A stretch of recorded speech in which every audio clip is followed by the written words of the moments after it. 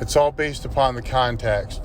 If you have to do work to be able to get it to activate because that's what you need to do to be able to keep the muscle stable, then you should do some work beforehand for that reason.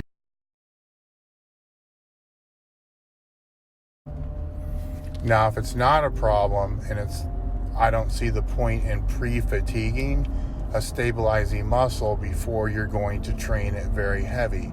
I think that's actually poor programming. So the best time to do it in that case would be at the end of your training session. Just relax for the week,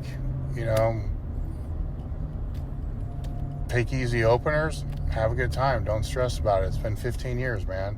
So go in and have a good day. I have no idea how to answer this question because I don't know what you're training for. Should you bulk or cut for what? I need a little bit more context here. This gets into the whole cueing thing that I've been talking about for 3 years now. Different people are going to give different cues, and whatever the cue is to elicit a certain response. And usually the end result of that cue is going to be the same no matter what the person is saying or who the coach is. So some coaches are going to say spread the floor. Some people are going to say leg curl it up. Some will say stomp the ground. Some are going to say spread your knees. It doesn't fucking matter. It's whatever works right for you.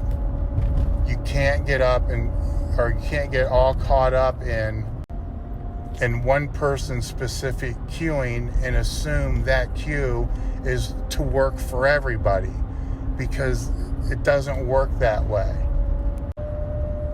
So to answer your question, they're both right and they're both wrong.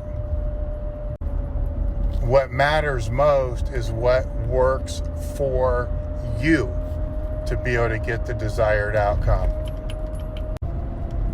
Personally, specifically, me, no.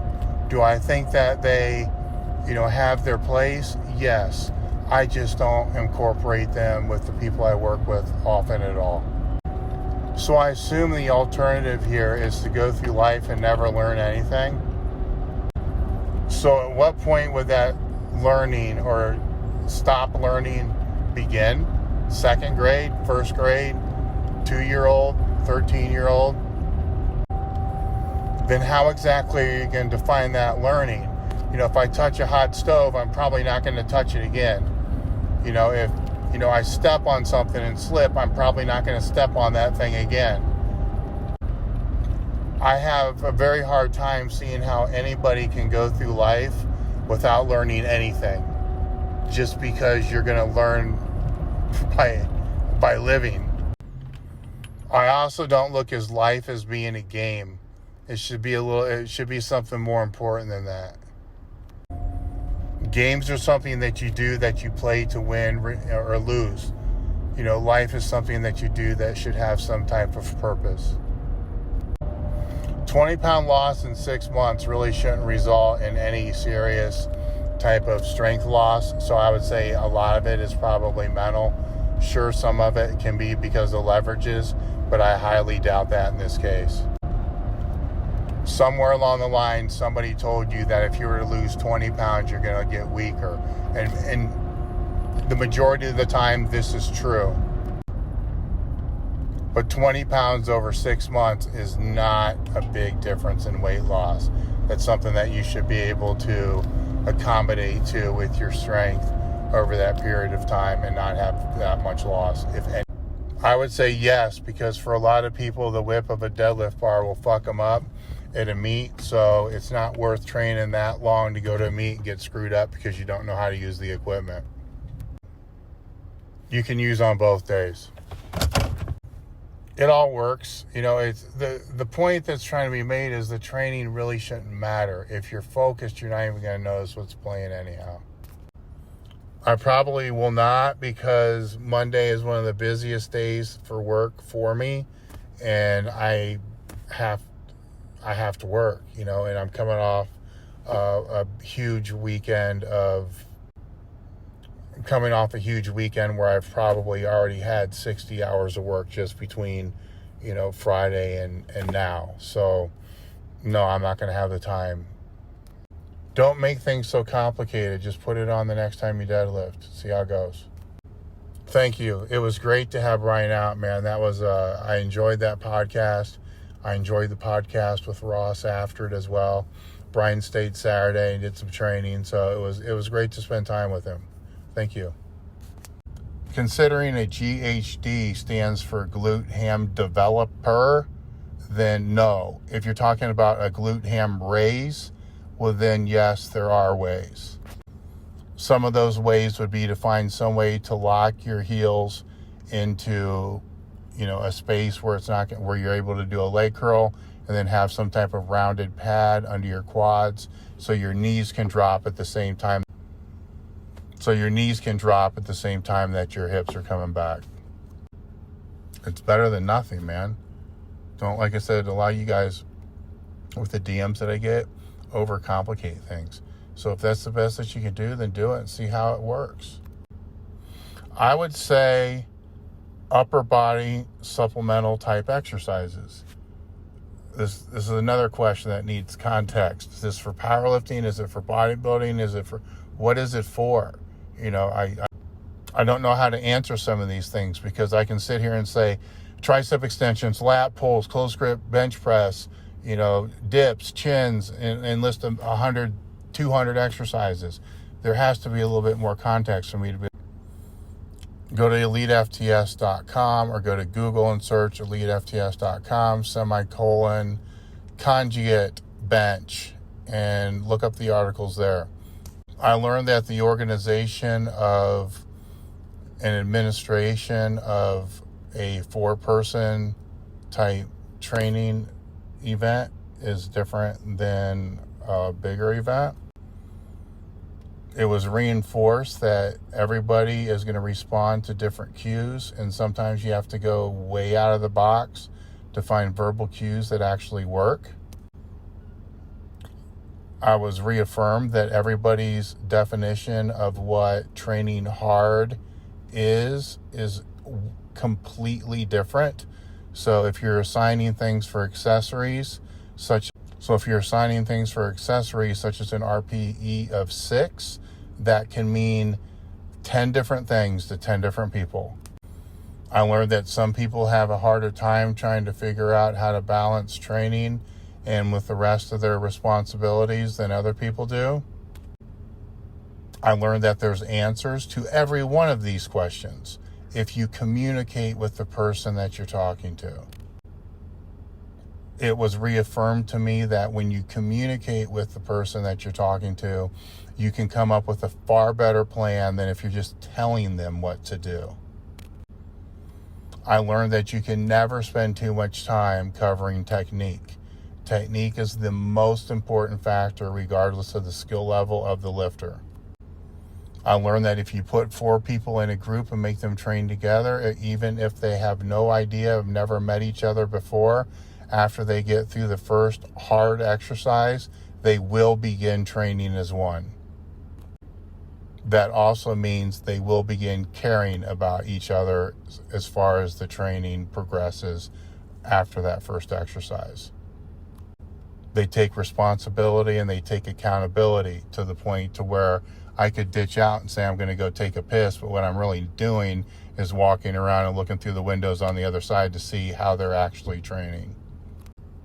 I learned that doing a service like this is extremely physically exhausting for me, because every set they do in some weird ass way, I'm doing in my mind as well. So it ends up wearing me out for 2 or 3 days afterwards. Because of that, there's absolutely no way I'm going to ever be able to do more than one of these over a weekend, and I can't do 3 weekends in a row. Well, I can, but these are still being done on my work time off, which is still kind of work, and each one of these has ended up taking close to between 6 and 10 hours, which is adding that to my work schedule. which I'm not going to complain about, but it is taking a lot of time away from my family. So it's not something I'm going to be able to do every weekend or every month by any means. I learned it's something that I really fucking had a great time doing. More so than what I thought I was going to.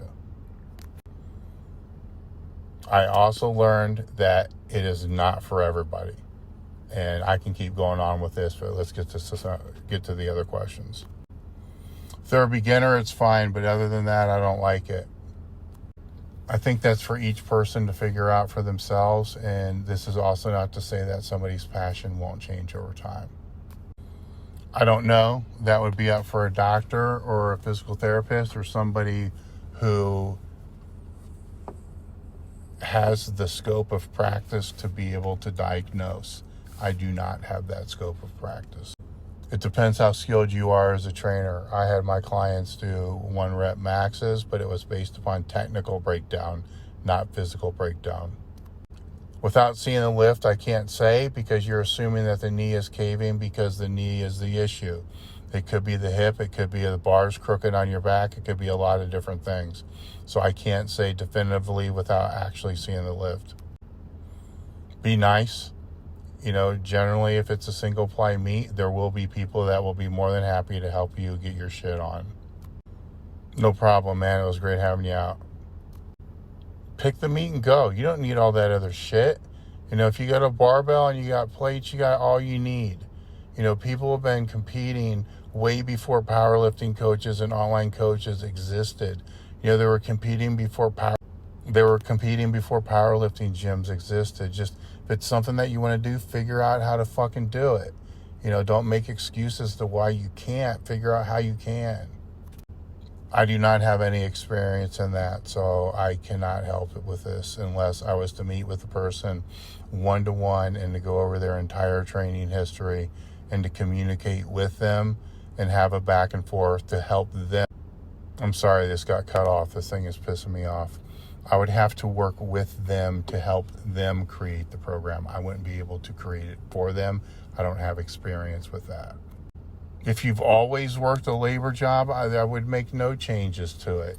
If you've worked a lazy-ass job where you just sat at a desk all the time and then you took a labor job, then you would have to make some changes for that. But typically that's not the case when I'm asked this question. So there's nothing that you have to do different.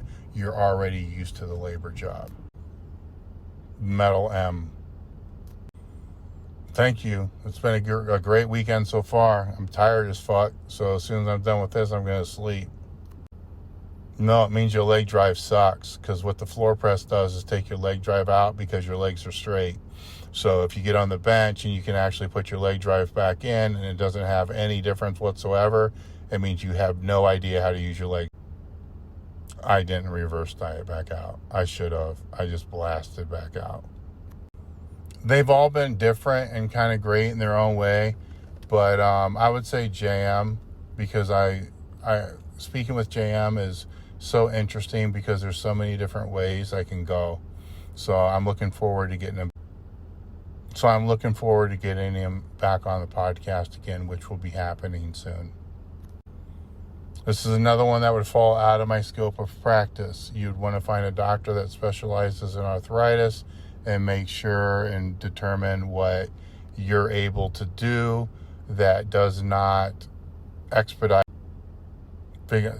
so they can help you figure out what you can do that's not going to expedite the wear and tear that you currently already have. Yes, we have beanies on order now. I believe they're going to be launched sometime around Black Friday, Cyber Monday, sometime around then. I'm not too sure when they're coming in, but they are coming in for the form and technique has to trump everything, but you still have to do training to get strong. So you got to cover all bases, but form and technique has to take precedence. I did a YouTube video with Justin Harris covering this. Search pre-workout Dave Tate, Justin Harris on YouTube. I'm not a big fan of it. You'll see why in the video. My favorites are going to be the basics, man. They're going to be, deficit pulls, pulling off of blocks, stiff leg deadlifts, RDLs, bent over rows, everything that you can do in a home gym with the same barbell and space that you already. First, make sure your technique's on point. Second, build your ass up. Best indicator of strength gains are your 1 rep max or max effort work. I appreciate it. Thank you for coming. It was a great time. Can't wait to have the energy to start doing them again. You guys wear me out. Just recently did 2 Table Talk podcasts on this topic, on the conjugate method, basics of the conjugate method. Go to YouTube or wherever our podcast is. It's everywhere. And look for the conjugate. I believe there is close to 5 hours of covering all the basics of this. A lot of people have used a small PVC pipe to be able to work the arch a little bit better. Some people will use swimming noodles. Some people can actually start to use foam rollers and stuff like that, just to try to get their back used to being in that position. But you need to also understand this isn't all about the lower back. You also have to be able to increase the flexibility of your hip flexors and your abdominal wall. Because if those are tight, you're not going to be able to get into the position. So, and even the quads. So everything, when you go to get in that arch, everything that you feel that's uncomfortable and tight, you need to be able to work the flexibility and mobility. You can, but I personally would not. I assume this is because your legs are shorter, so put plates under your feet, see if that makes a difference. I'm sorry, but I know absolutely nothing about this, so there's really nothing I can offer pro nor con on this, so it's just neutral with my answer is I don't know. For most people, it's learning how to drive their ass into the bar and not arching their back to finish the lift.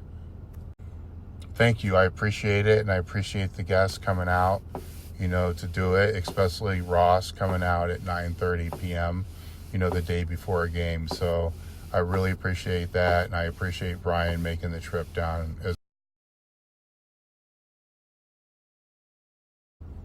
Eat as best as you can and be as consistent as you can. Simple stuff.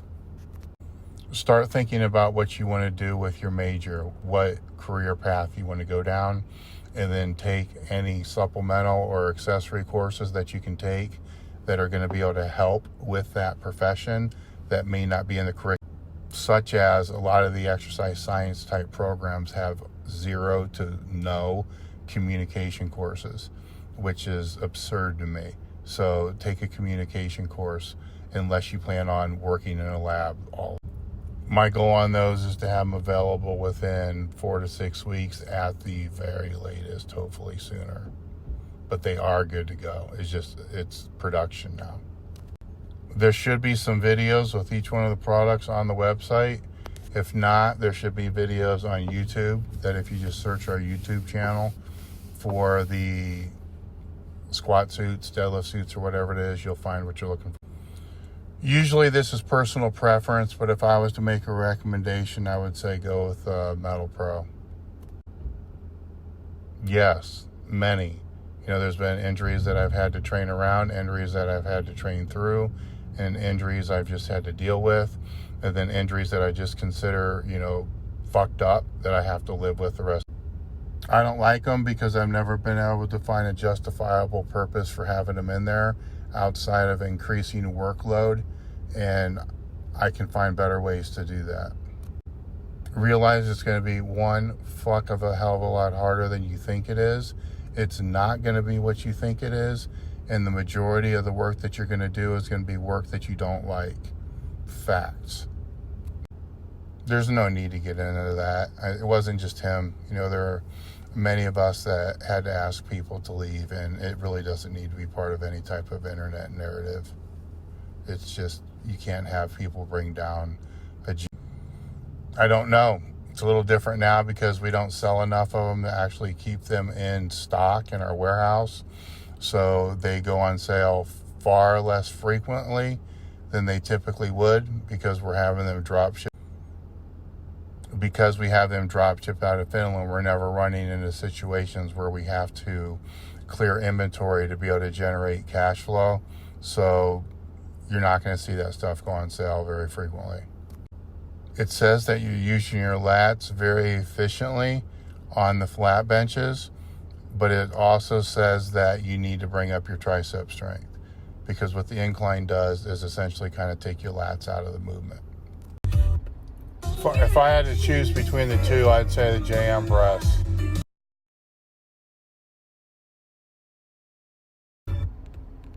No, it's time to redefine what the fuck your genetic rope is.